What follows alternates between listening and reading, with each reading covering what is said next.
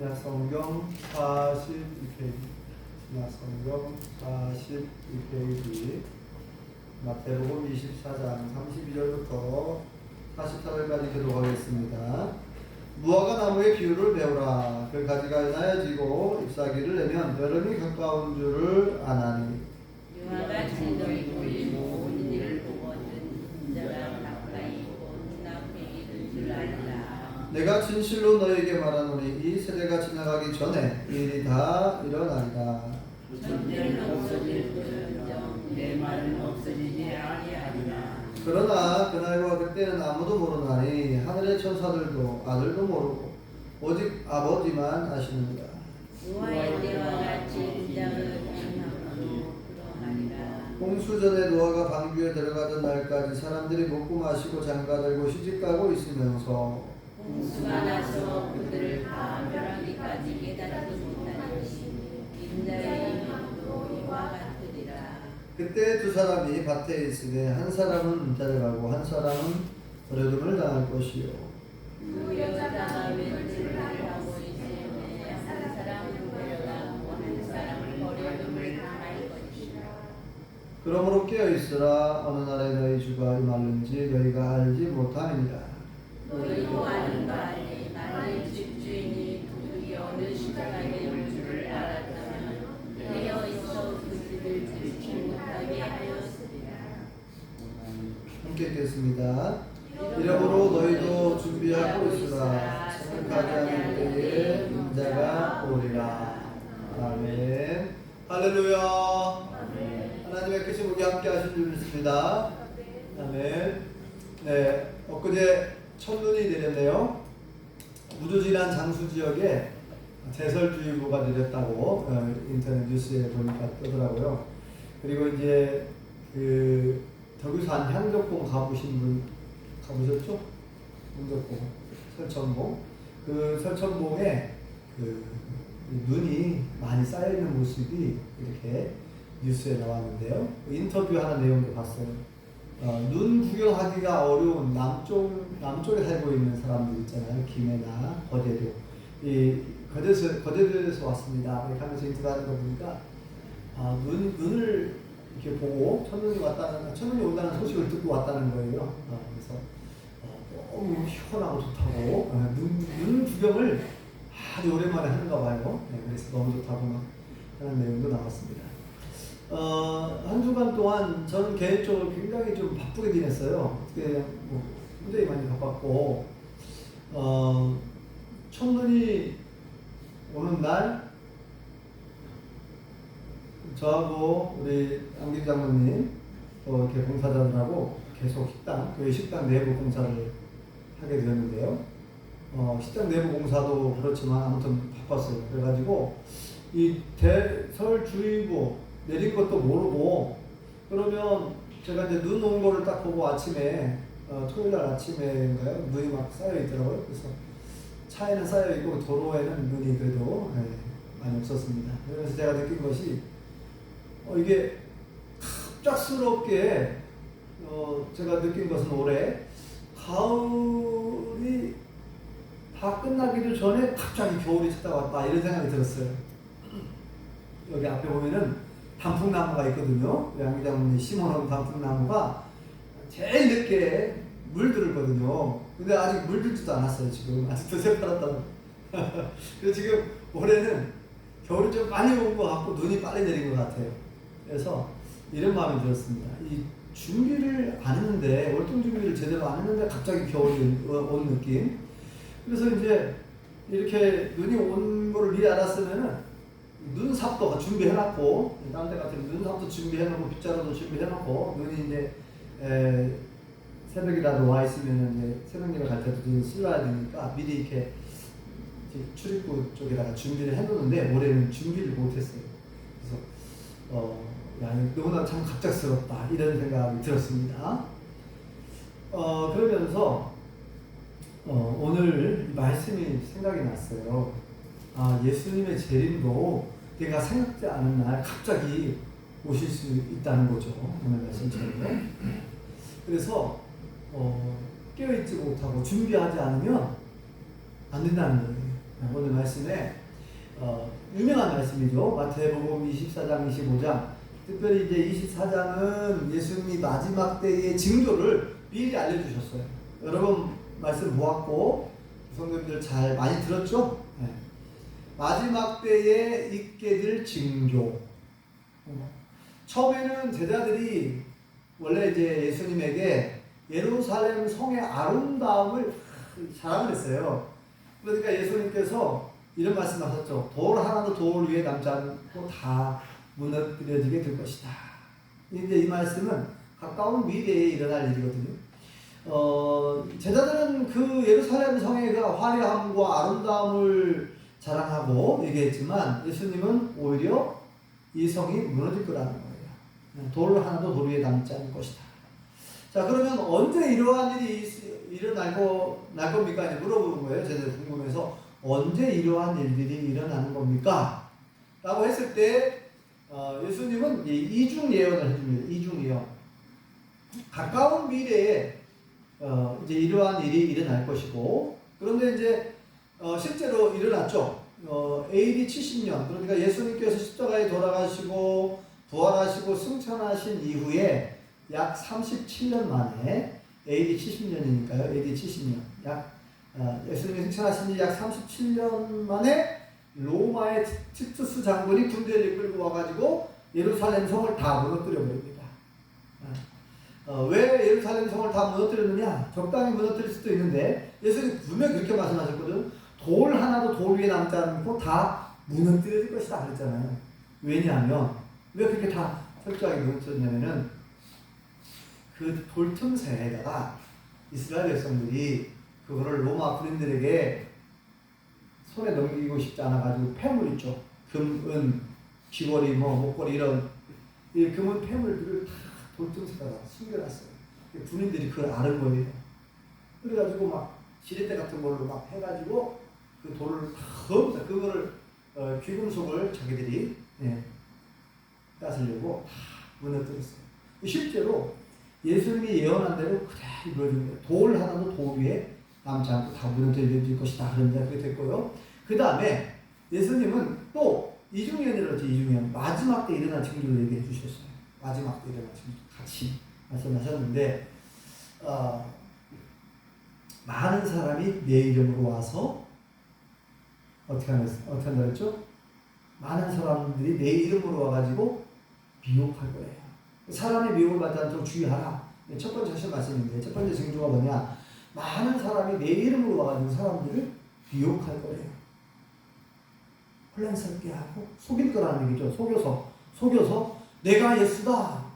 내가 재림한 예수다. 내가 하나님이다. 이렇게 많은 사람이 예수님의 이름으로 온다는 거예요. 가짜 예수죠. 네. 예수님이 재림한다고 했잖아요.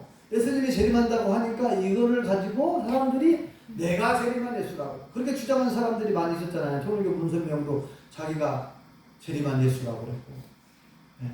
또 안상홍 씨 하나님의 교회라고 하는 그 이단 자기가 하나님이라고 말하고 그 사람 죽었죠.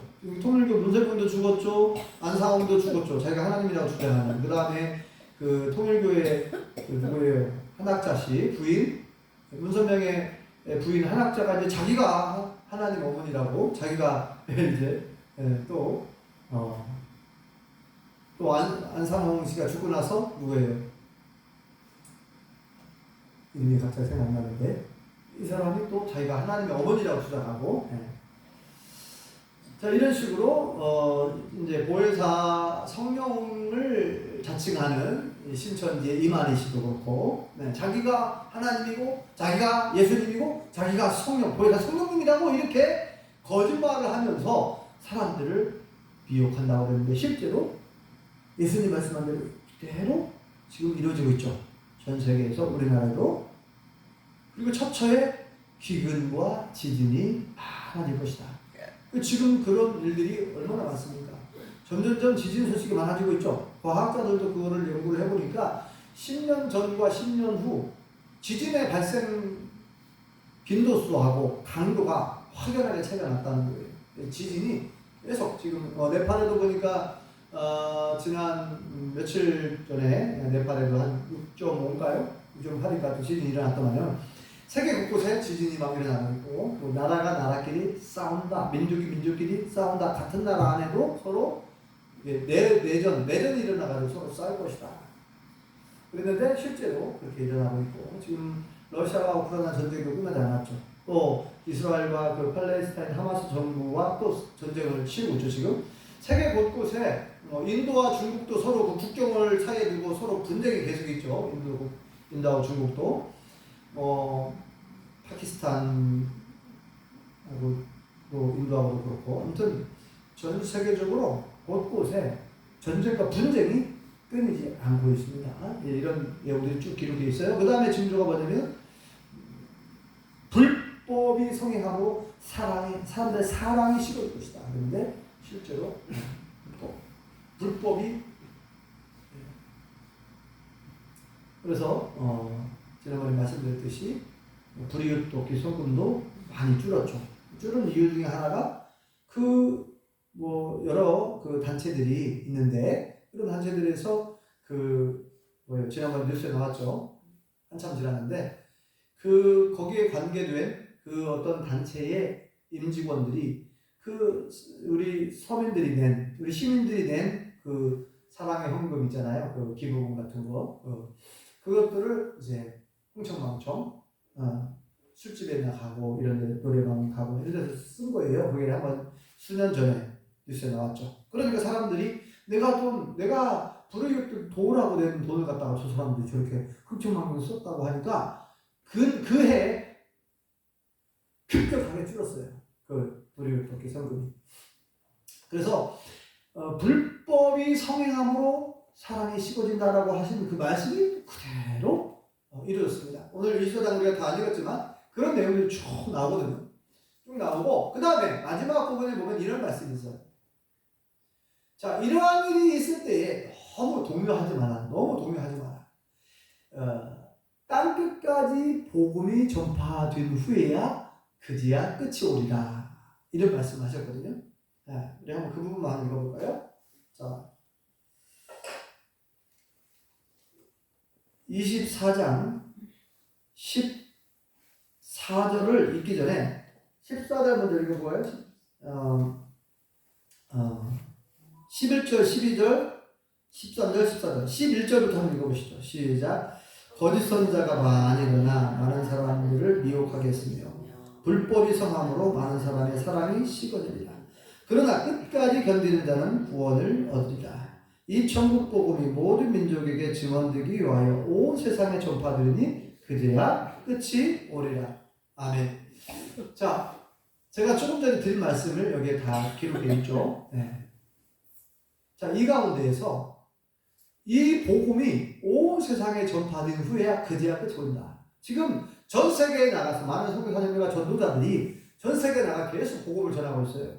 이슬람 국가들 있죠. 알라신을 믿는 그런 나라에 가면은 복음을 대놓고 전할 수가 없어요. 왜냐면 주도세도를 죽여버리니까.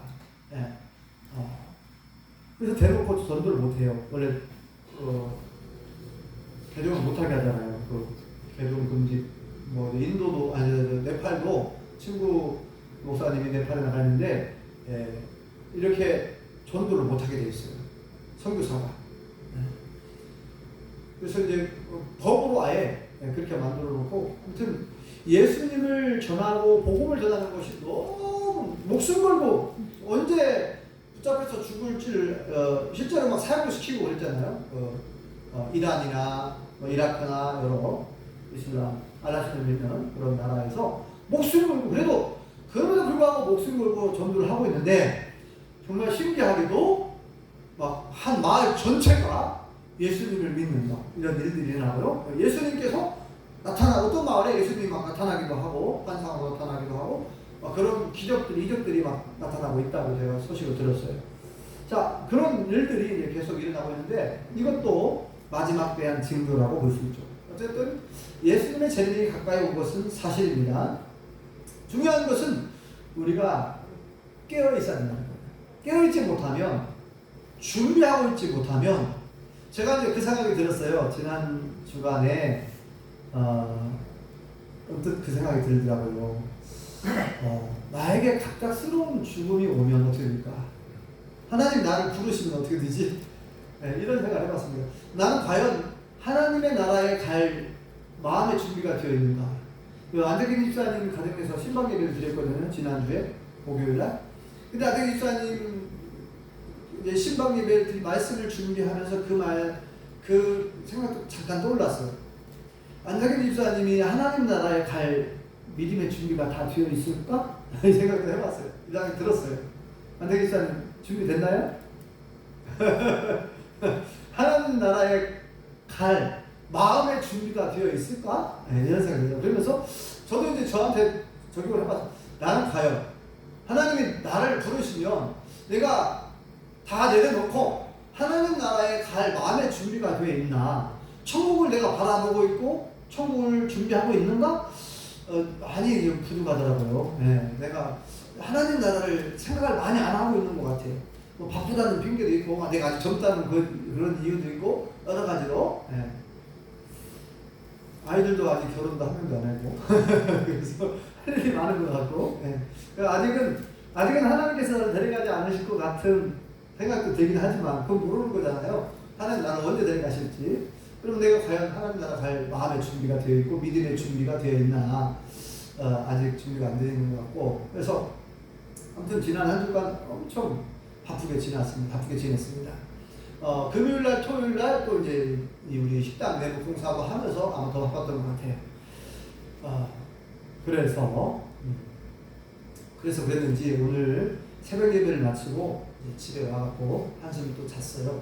근데 오랜만에 꿈을 꿨습니다. 오늘 말씀하고 좀 이렇게 일맥상통하는 그런 꿈인 것 같아요. 어떤 꿈이냐? 제 아들이 나오더라고요. 꿈에 하람이가. 근데 군대를 갔는데 지금은 제대했잖아요. 제대해가지고 지금 베를린 학교를 다니고 있는데 군대에서 훈련소 기본 훈련을 마치고 그 다음에 이제 자대 배치를 받았어요. 자대 배치를 받았는데 이제 무풍에 있을 때니까 그 무풍에 예비군 뭐라고 그러죠?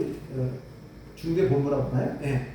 거기에 이제 자대 배치를 받았어요. 무풍 면에 살고 있었으니까. 그래서 예비군 중대장이 있고 그 연사무소 근처에 건물이 있어요. 그 중대본부 건물이 있고 거기에 중대장이 한 분 있고 그 다음에 아들하고 또 아들 위에 선임병이 있어요. 하고 세 명이서 근무를 하더라고요. 세 명이서 근무를 하는데 제 꿈에 나타난 것은 이제 자대 배치 처음 받아가지고 처음에 이제 제가 이제 차를 태워줬어요. 자동차로 한 5분 거리, 3분에서 5분 거리니까 태워줬어요. 태워줘가지고 그 연사무소에 갔는데 주차장에. 그런데 거기에 그 쓰레기 분리수거하는 거 있잖아요. 쓰레기 분리수거하고 거기에 뭐가 있었냐면은 폐유, 식용유나 뭐 경유나 아니면 윤활유 이런 거 쓰고 남은 폐유를 따로 분리수거하는 데가 있더라고요. 근데 이제 막 거의 가득 찬 것 같아요. 가득 차고 그 하람이 선임병이 그거를 이제 채워진 거를 다른 통에 옮겨 담는 일인가 수거하는 일을 하더라고요. 수거하는 걸 했어요. 그래서 이제 아들이 첫 출근이라고 할 수 있죠. 예. 집에서 왔다 갔다 하니까 첫 출근 날에 그 광경을 보면서 가만히 있을 수가 없잖아요. 도와줘야 될 것 같은 생각이 들었어요. 그래서 아들이 도와주다가 기름을 뒤집어 써버렸어요. 아들이 기름을 다 뒤집어 썼어요. 옷에 다 묻어버렸어요. 그 아주 난감하게 된 거죠. 그래가지고 하람이 선임병한테 제가 그랬어요. 혹시 여기에 아들이 갈아입을 만한 옷이 있어요? 씻고 없대요. 그러면 제가 이제 아들 데리고 가서 집에서 씻기고 다시 옷 갈아입고 출근하도록 하겠다. 그래도 되겠냐? 아들이 안 된대. 안 된대. 그러면 어떻게 하면 좋겠냐? 어떻게 하면 좋겠냐고. 아니 여기서 갈아입을 옷도 없고 또 집에도 갔다 오지 말라고 그럼 어떻게 하란 말이냐. 그래서 이제 그 선임은 무조건 안 된다는 거예요. 규정상 안 된대요. 출근했는데 집에 갔다 오는 일은 없다는 거예요. 참 희한하게도. 그래서 참 너무 어이가 없더라고요. 막 계속 거기서 신경하고 있어요. 아, 좀 갔다 오겠다고 조금만 기다려달라고. 출근 안 하는 게 아니라 이 도와주다가 이렇게 기름을 들이고 썼으니까 이건 뭐 지극히 상식적인 거잖아요. 근데 막 그렇게 막 그 선임병이 막 갑질하듯이 안 된다는 거예요. 무조건. 네. 참 희한한 일이에요. 그래서 이제 저하고 이제 옥신각신 이제 막 많이 오고 갔잖아요. 이제 막 욕이 나오려고 하더라고요. 근데 신앙인이거든, 목사인데 꿈속에서 욕은 할 수도 없고. 그러니까 이제 그 사무실에서 중대장이 나왔어요. 왜 이렇게 시끄러운가 하고 나온 것 같아요. 나왔는데 보니까 제 군대 동기예요. 예비군 중대장이. 그 얼마나 반가워요. 안 반갑다고 막 소리 다 하고 지금 이런 상황이다. 어떻게 하면 좋겠냐. 아, 자기는 잘 모르겠다 하고 쏙 들어가 버리더라고요. 사무실로. 참 어이가 없어요. 그죠? 네. 자기도 잘 모르겠대요. 그래서 들어가 버려. 하여튼 안 가보더라고요. 그래서 그리고 나서 꿈을 깼어요. 이게 무슨 꿈인 것 같아요? 도저히 이해가 안 되는 상황이잖아요. 네? 아니, 아들이 무슨 잘못을 해가지고 옷을 버린 것도 아니고, 아니, 그 선임병이 혼자 하고 있어서 도와주려고 하다가, 예? 자대 배치 받아갖고 첫 출근하는 날, 자대 배치, 이렇게 도와주려고 하다가 기름을 뒤집어 썼잖아요. 아, 그러면은, 여기서 갈아입을 옷도 없다 그러지. 아, 그러면 집도 가까웠고, 이제 내가 차 어차피 태워줬으니까 빨리 집에 갔다 오고 씻고 와서 그게 정상이잖아요. 그게 상식이잖아요. 근데 아니 어거지를 쓰는 것 같아요. 왜 이렇게 상식에 벗어나고 너무나 융통성이 없고 자비도 없고 너무나 이해가 안 되는 상황. 너무 화가 나는 거예요. 너무 화나는 상황입니다. 그리고 중대장이라고 하는 사람이 내 군대 동기고 친구나 마찬가지인데 까불라라 하고 쏙 들어가. 사무실로 들어가면 난 잘 모르겠다고 쏙 들어가 버리고 자리를 피해버리고, 네, 이런 난감한 상황이 펼쳐졌는데 제가 꿈을 깨고 나서 이게 하나님 이게 무슨 뜻입니까? 이게 무슨 꿈입니까? 그래서 하나님께 생각을 해보니까요, 이거는 저에게 깨달음을 주시려고 하는 꿈인 것 같아요. 네. 제가 예전에 몇 번 꿈을 꾸는 얘기를 해드렸잖아요. 그러니까 오랜만에 꿈을 꿨어요, 지금. 아니, 오랜만에 이제 몇 개월 만에 꿈을 꿨는데, 이 꿈을 꾸게 하신 이유가 뭐냐면, 저는 원래 막 원칙대로 하는 걸 좋아해요. 원칙대로 하는 걸 좋아하고, 법대로 하는 걸 좋아해요. 이 상식에서 벗어나는 일은 너무 막 화가 나는 거예요. 이거 아마 저뿐만 아니라 여러분도 마찬가지일 거예요. 이건 다 이해가 되는 상황인데, 그래서 이제 제 성격상 이런 일이 있으면요, 대판 싸웁니다. 제가 끝까지 싸우는 사람이 따지고, 나중에는 안 되면은, 이제 그 위에 상관 있잖아요. 중대장 말고 위에, 예를 들어서 대대장이든지, 그 다음에 연대장이든지, 사단장이든, 계속 저는 막 위에다가 민원을 제기할 거예요. 계속 위에다가. 안 되면 대통령실까지 편지를 쓰든 어떻게든. 군인인권센터도 있잖아요. 그리고 국민권익위원회도 있고, 예. 그런 방법을 제가 예전에 그렇게 해서 문제를 해결한 적도 있거든요. 예. 방법 다 있어요. 예. 상식적으로 생각할 때 내가 당한 피해에 대해서 얼마든지 법적으로 피해 보상을 받을 수 있는 그런 법들도 있어요. 그래서 끝까지 싸울 수도 있습니다. 그런데 그게 과연 하나님이 기뻐하실까? 하나님이 기뻐하시는 방법일까? 그걸 제가 꿈을 깬 다음에 생각이 들었는데, 상식에 벗어나는 일, 도저히 이해가 안 되는 일, 그런 일을 당했을지라도 참고 인내하는 게 필요하구나. 예수님 믿는 사람이고 나는 목사고, 여기서 깨어있지 못하고 분별하지 못하면 크게 실수할 수 있겠구나. 덕을 끼치지 못하고, 똑같은 사람 병이잖아요. 거기서 막 싸우면 그 선임병, 하람이 선임병하고 싸워가지고 제가 좋을 일이 뭐가 있겠어요, 나중에. 그죠? 하람이가 계속 거기서 같이 지내야 되는데, 나를 가만히 생각해보니까 지혜가 떠오르더라고요. 야, 이런 상황이면 그럼 어떻게 하는 게 좋을까? 이 난감한 상황에. 그러면 제가 이제 그 생각 들었어요. 그러면 좋은 방법이 없을까? 이걸 해결할 수 있는 좋은 방법. 그러면 제가 정말 실제 이런 일이 한다면 이렇게 얘기해 줄 것 같아요. 아들한테, 야, 아들아, 좋은 방법이 있다. 그 선임병을 꼭 껴안아버려, 그냥. 선임병을 확 껴안아버려. 아니, 중대장 그냥 사무실 들어가버려라, 그냥. 사무실 들어가면 냄새가 사무실 안에 가득 해가지고, 야, 제발 빨리 씻고 와. 아마 중대장이 너 내보낼 것 같다. 아니면은 들어가갖고 중대장님 사랑합니다 하고 꼭 껴안아버려. 그러면은 문제 해결될 것 같다. 왜냐면 기름이 다 묻었으니까 어차피 뭐 선임병도 다 버려버리고 중대장 것도 다 기름 다 범벅이 돼버릴 텐데 다 같이 그냥 옷을 버려버리자 그냥. 그러면은 아마 중대장님이 야 같이 그냥 목욕탕 가자 우리. 그럴 것 같아요. 그러면은 문제가 잘 해결될 것 같더라고요. 네, 그런 제가 떠올랐어요. 자, 제가 이제 그 꿈을 깬 다음에 가장 와닿은 것이 그겁니다. 이 깨어있는다는 거, 여기 보면은 깨어있으란 말이 있거든요. 자, 한번 보실까요? 예수님께서 주신 아주 중요한 말씀인데, 이 마지막 때의 증거를 쭉 이야기하면서, 결론적으로 주신 말씀이 있어요. 42절 읽어볼까요? 42절, 시작. 그러므로 깨어있으라. 어느 날에 너희 주가 임하는지 너희가 알지 못합니다. 아멘. 자, 그러므로 깨어있으라. 이것은 영적으로 깨어있으라는 얘기잖아요. 우리가 잠을 자지 말고 계속 깨어있으라 그 얘기는 아니잖아요. 육신의 잠은 자야죠, 당연히. 여기서 깨어있으라는 얘기는 영적으로 깨어있으라. 지금의 어느 때인가를 분별해야 되고, 우리 예수님 믿는 사람들이 어떠한 태도, 어떠한 자세로 신앙생활을 해야 하고 이 세상을 살아갈 때 어떠한 모습으로 살아가야 되는지를 잘 생각하고,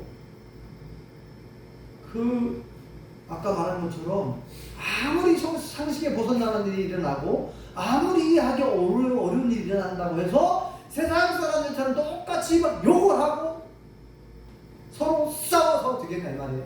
네. 그렇게 해서는 안 된다는. 만약에 그랬을 때, 만약에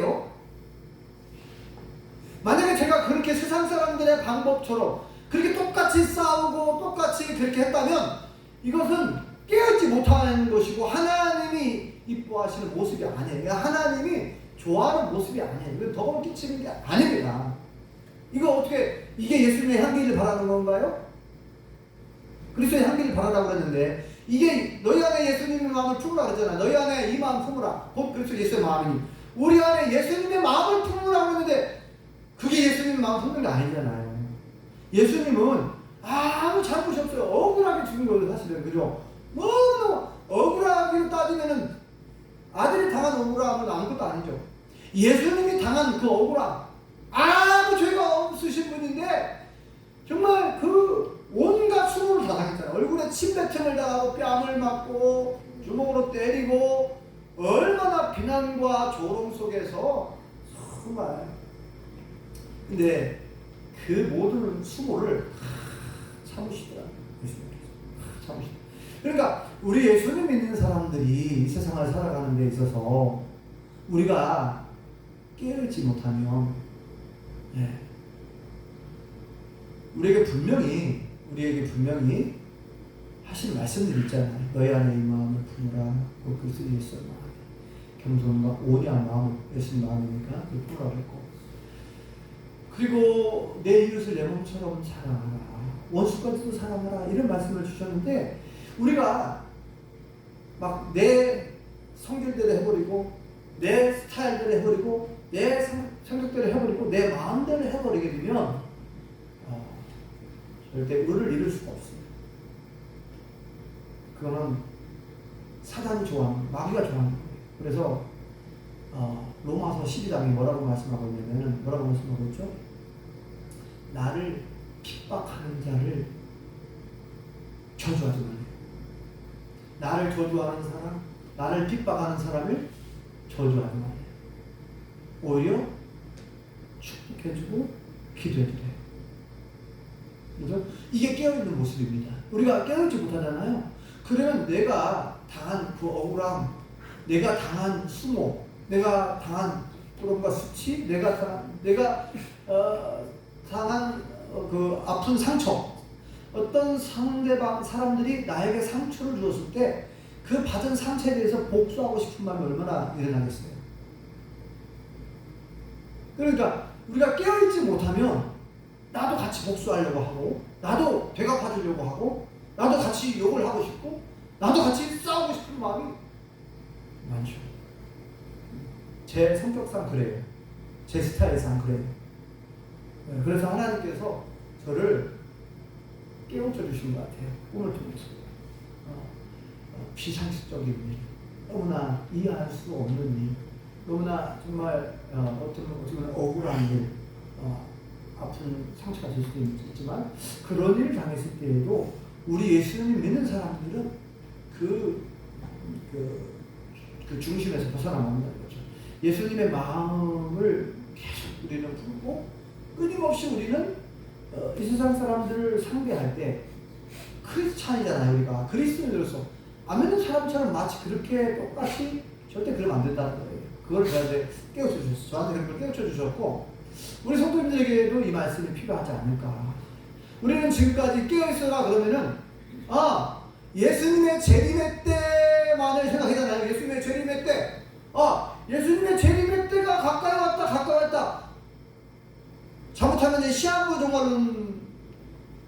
종말론자처럼 그렇게 되면 안 되겠죠? 근데 우리가 재림 신앙은 굉장히 중요합니다. 종말론 신앙은 중요해요.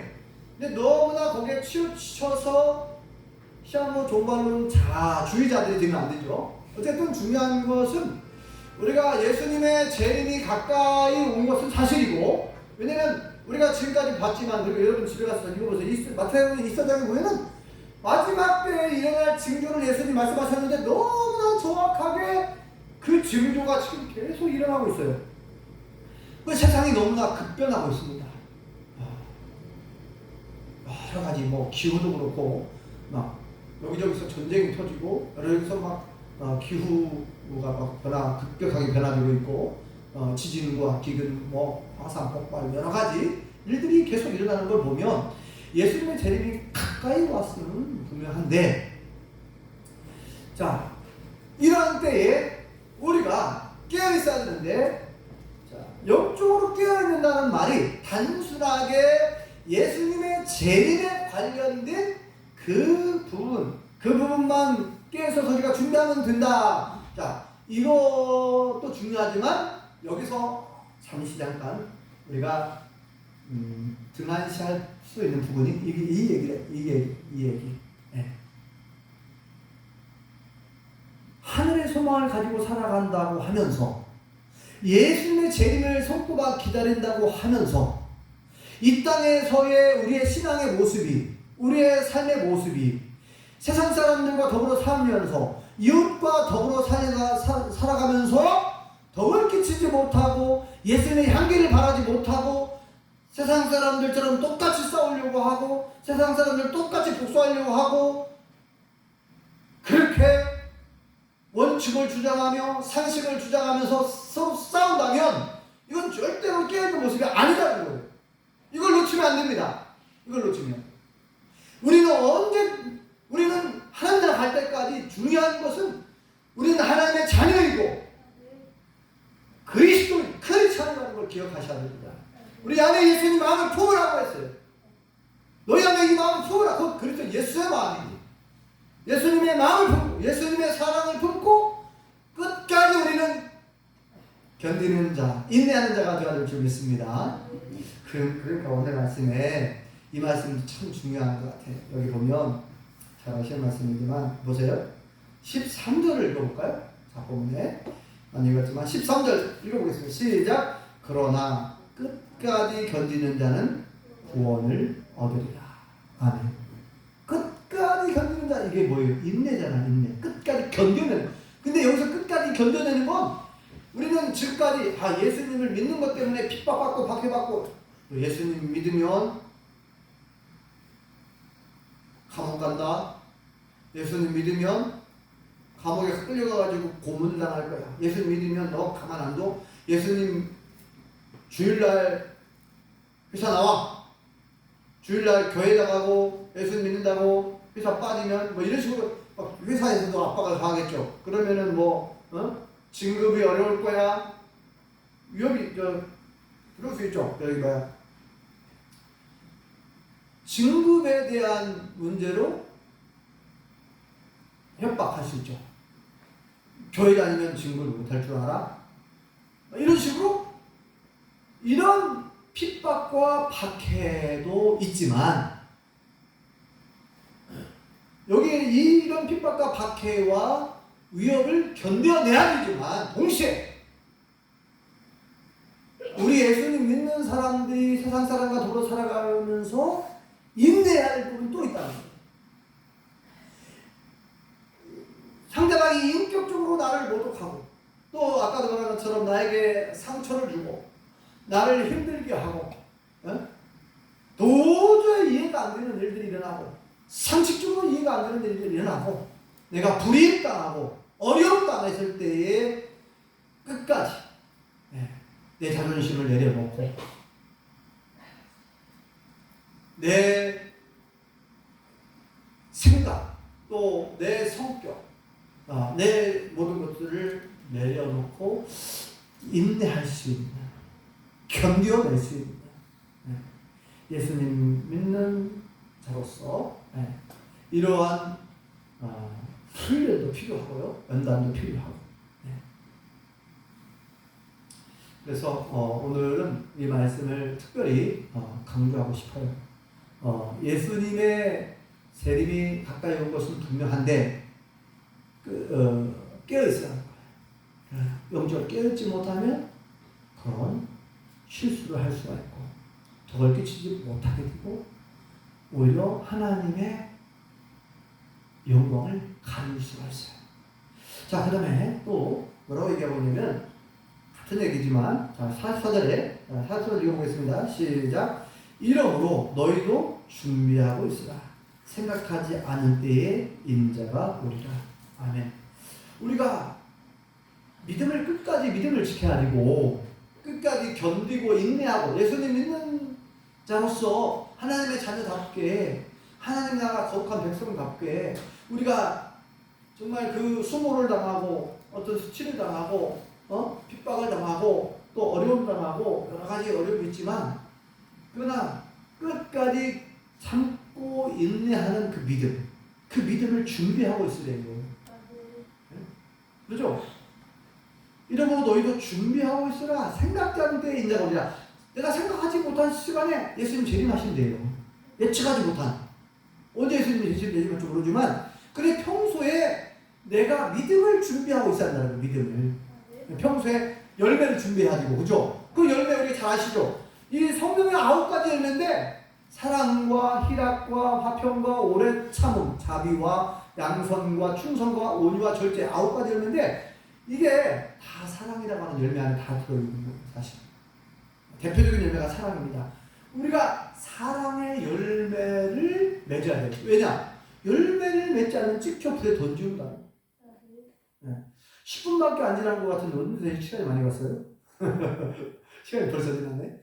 열매를 맺지 않으면 그러잖아요. 예수님께서 열매를 맺지 않으면 찍어서 잘라서 불에 살라질 것이다. 요한복음 15장에도 말씀하고 있고 마태복음 3장의 세리요한을 통해서 도끼가 나무에 뿌리에 놓여 있는데 열매를 맺지 않으면 찍혀 불에 던지운다. 지옥불을 얘기하는 거잖아. 찍혀 불에 던진다. 우리 사람 알고는 뭐와 고가가 되지만 쭉정이는 불에 태워 살라진다. 우리가 다 알고 신자가 되어야 될 줄 믿습니다. 열매를 맺는 하나님 나라 갈 때까지 언제 예수님이 재림하실지 모르기 때문에 지금 열매를 맺어야 돼. 큰일 났다. 나 열매가 없는데 걱정하지 마세요. 우리가 지금이라도 오늘이라도 열매를 맺기 위해서 사랑의 열매를 맺기 위해서 우리가 하나님께 기도하면서 하나님 내 안에 예수님 마음을 품게 해주세요. 예수님 마음을 부어주세요. 예수님의 사랑을 부어주세요. 내 힘으로 안 됩니다. 성령님 도와주세요. 기도하면서 이 참아낼 수 있는 인내할 수 있는 견뎌낼 수 있는 믿음 이런 거룩한 믿음을 준비하셔서 예수님이 재림하실 때 할렐루야 찬송하면서 주님을 맞이하시기를 예수님 이름으로 축원합니다. 기도하겠습니다. 여호와 하나님, 오늘 말씀을 통하여 예수님의 재림의 때가 가까이 왔음을 다시금 알려주신 것 감사합니다. 언제 예수님이 재림하실지 하늘의 천사들도 모르고 아들도 모르고 오직 아버지 하나님만 아신다고 말씀하셨고, 그날과 그 시는 정말 아무도 모르고 갑자기 임한다고 그랬는데, 그러면 너희는 깨어있어라, 그러면 너희는 준비하고 있으라 라고 말씀하셨사오니 우리가 영적으로 깨어있게 도와주시고 믿음을 준비하게 도와주시옵소서. 예수님의 이름으로 기도합니다.